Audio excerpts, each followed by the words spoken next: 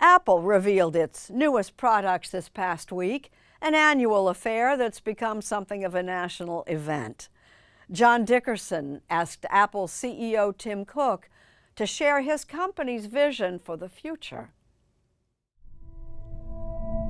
This 4-mile-long stretch of solar panels, nearly 1 million of them, will look to some like a bold step towards a clean energy future, and to others it will look like marketing disguised as social conscience, what cynics would call virtue signaling. I don't do virtue signaling at all. I don't believe in it. We want to do the hard work. What Apple CEO Tim Cook means by hard work is making sure environmental choices make business sense. I want to see that it pencils out because I want other people to copy it, and I know they're not going to copy a decision that's not a good economic decision. In Brown County, Texas, flat, dry, near the geographical center of the state, Apple has invested in a joint venture to power 100,000 homes with clean energy. Where do you have these different investments towards your clean energy goals? We have them from Oregon to California. We have them in China. We have solar on rooftops in Singapore. Cook wants to match every bit of carbon released by Apple products with clean energy and carbon capture, what's called carbon neutral, from mining to manufacturing, shipping, even recycling. He has pledged to get there in just 7 years and hopes Apple's lead will inspire others to follow. It can be done, and it can be done in a way that others can replicate, which is very important for us. We want to be the ripple in the pond. We want people to look at this and say, I can do that too, or I can do half of that. We want people to look at this and rip it off. This past week, Apple announced its first totally carbon neutral product, its new Apple Watch. Apple sold about 50 million watches last year, compared to more than 200 million iPhones. A carbon-neutral iPhone is the company's holy grail. And according to Christina Raspy, who manages Apple projects like this one, getting to carbon neutral includes Apple's customers as well. Right now, we're focused across the company, and my department in particular, on ensuring every device that our customers own and operate, the electricity they use to charge it is offset by renewable energy. This is all about putting 1 watt in the system for every watt that our customers use to power our devices. Have you had to become an energy engineer in this process? I don't know that I would give myself that kind of certification, but I certainly understand a lot more than I used to. You like everything so far? Cook was appointed Apple CEO by founder Steve Jobs in 2011, just months before Jobs lost his battle with cancer. Since then, Apple has become the most valuable company on the planet, worth nearly $3 trillion, 9 times its value back when Cook became the boss. When you look at the time you've been CEO, are you more bold or more cautious? I came into the CEO role at a time that I was, along with the company, was in deep despair over Steve's health. And so that was a very difficult time to get over personally. And over time, you gain more confidence. And you have a feel for things. You know it when you see it, and you take more risk. We do have one more thing. One big risk Cook has taken is entering the virtual reality competition, where other companies have faltered.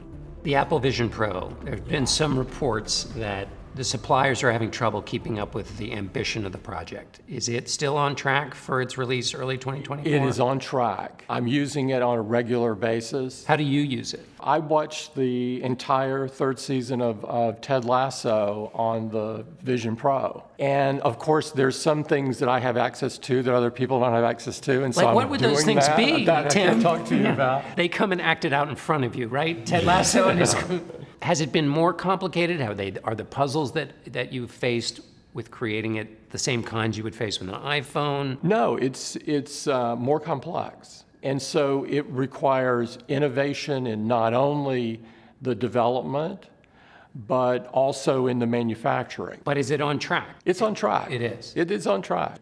Success has also emboldened Cook to speak out on civil and voting rights issues, especially LGBTQ equality. Look this way, Tim. In Apple's Austin, Texas campus, the staff's diversity was clear to see. I was hoping you had a moment to chat with a very special guest. Hi. He even took a sales call. You want a larger display? I'll leave you with a professional now. But it's been wonderful talking with you. Good, how are you? You guys thought I'd screw it up. The caller wanted to upgrade their iPhone. Did you tell her to hold out for the 15? I didn't exactly say that. You said I don't think of myself as a celebrity, No, I don't. but you are. I'm just a fairly ordinary person, and people love the company. And so they express that love with me a lot. This may be a welcoming place for Apple's 10,000 Austin employees, but while Texas promotes its business-friendly climate, the state has pursued strong anti-abortion and anti-trans and gay legislation. When we last talked, you said, I believe that everyone should be treated with dignity and respect, and that all roads lead to equality. How should people think about your commitment to equality and the politics of Texas, which would seem to be clashing with that? There will always be cases, John, where we're either selling or operating in a place where we have a difference of opinion on something.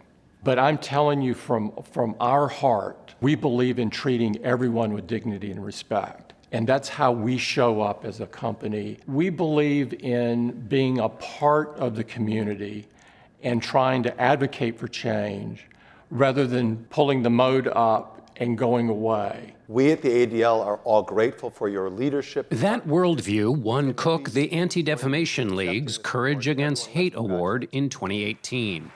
Today, the ADL has accused tech mogul Elon Musk of promoting anti-Semitism on his platform X, formerly known as Twitter, a charge Musk denies. Should Apple continue to advertise on Twitter? It's something that we ask ourselves. Generally, my view is Twitter's an important property. I like the concept that it's there for discourse and there is a town square. There's also some things about it I don't like. There's discourse, and then there's anti-Semitism. And Yeah, that bright line is... It's abhorrent, just point blank. There is no place for it. So is this something you're constantly evaluating, or... It's something we constantly ask ourselves. When we last talked to Cook, it was by remote, in the thick of the pandemic. Like every big company in America, Apple is at a crossroads with how to return to the office. How have you approached the coming back to work part of the post-pandemic age? Yeah, what we did was we admitted we don't know what the best approach is. And so what we decided to do was run a pilot where people would come into the office 3 days a week. We deal with user experience, and this requires collaboration. And so we knew it had to have a fair amount of in-person work. And we're still in a pilot today. During the pandemic, a lot of people had uncertainty about what gives them meaning in life. Mm-hmm. And they reevaluated their work choices. And that's part of what this come back to work is about. It's balancing what gives you meaning, and work may not do that. What gives you meaning in the work you do? Our work is meant to improve other people's lives. What really turns us on and gets us excited is seeing what people do with our products, where people are doing things and we're empowering them to do it through our products. And as long as, we get that energy, it's a virtuous cycle. We want to do more, we want to release the next product and the next product. It's a renewable energy resource. Yeah, there you go.